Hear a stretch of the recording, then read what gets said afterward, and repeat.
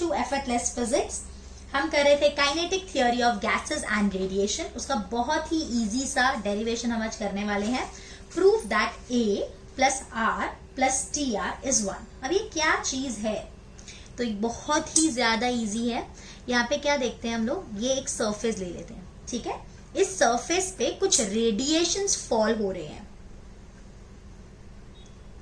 Late this radiations be Q, ठीक है। ये हमारा सरफेस है।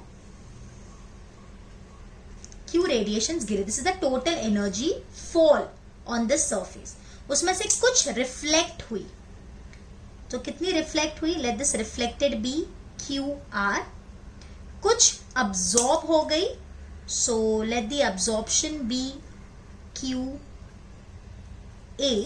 और कुछ ट्रांसमिट हो गई, यानी इससे पास हो गई, and let that be QT। तो हमने क्या लिखा है? Let Q be the total amount of thermal energy incident on the surface, पूरी जो गिरी इस पे। QA, QR, QT be the respective amount of heat absorbed, reflected and transmitted by the object। ये reflected है, ये absorbed है और ये transmitted है। Now from the law of conservation of energy, जो भी total energy Q है उसमें से कुछ पार्ट reflect हुआ होगा, कुछ पार्ट absorb हुआ होगा और कुछ पार्ट transmit हुआ होगा। तो अपन लिख सकते हैं Q is QR plus QA plus QT, ठीक है। अब एक काम करो, इसको डिवाइड कर दो Q से, तो क्या बन जाएगा? Q बाई Q इस QR by Q plus QA by Q plus QT by Q। अब यहाँ पे जो QR बाई Q है, that is the amount of energy reflected divided by the total energy that incident is called as R. What is this R? This R is coefficient of reflection। इस पे आपको one line का question मिल सकता है या MCQ में मिल सकता है, तो याद रखेंगे what is R? This is coefficient of reflection which is QR by Q। What is QR? This is the amount of energy reflected divided by the amount of energy incident. Similarly QA by Q क्या होगा? इसको हम बोलते हैं A। This is coefficient of absorption. And last is QT by Q. This is T. This is called as coefficient of transmission. इसको T लिखो या TR लिखो।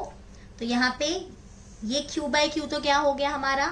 1 is equals to QR by Q को क्या लिख दिया? R। QA by Q को A और QT by Q को TR। So this is the proof। कितना easy था, isn't it? Okay. अब यहाँ पे लिखा है ये जो AR/TR है depends on the wavelength of the incident radiation and the material, यानी जो रेडिएशन गिर रही है उसकी वेवलेंथ क्या है ये उस पे डिपेंड करता है, और जो ऑब्जेक्ट है उसका मटेरियल क्या है, इन दोनों चीज पे डिपेंड करता है।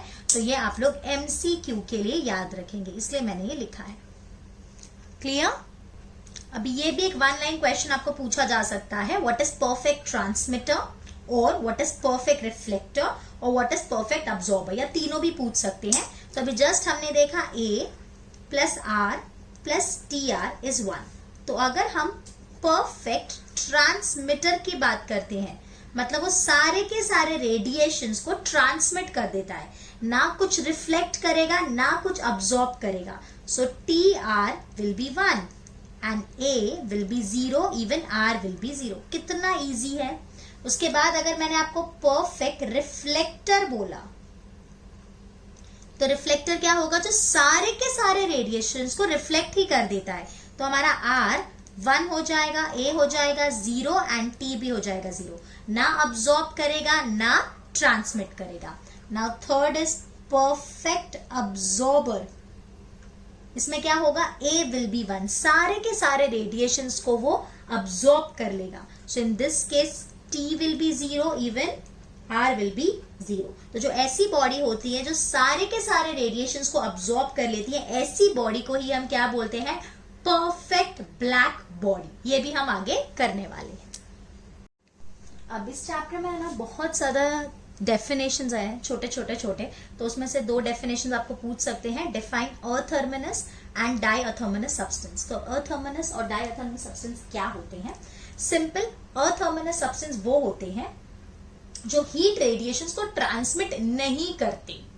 सो substance which are largely opaque, opaque मतलब जो ट्रांसपेरेंट नहीं होते, मतलब उनके थ्रू हीट रेडिएशंस पास नहीं हो सकते, to thermal radiations that is do not transmit heat radiations incident on them are known as athermanous substance. जो हीट रेडिएशन को पास नहीं होने देते वो क्या है? Athermanous substance. और डायथर्मिनस क्या होगा? जो हीट रेडिएशंस को पास होने देंगे। तो इन अथर्मिनस के लिए क्या हम बोल सकते हैं? इनका TR 0 होगा, बिल्कुल। और यहाँ पे हम लिख सकते हैं इनका TR 0 नहीं होता, मीन्स ये हीट रेडिएशंस को अपने थ्रू पास होने देते हैं। सो अब substance through which heat radiations can pass is known as diathermanous substance.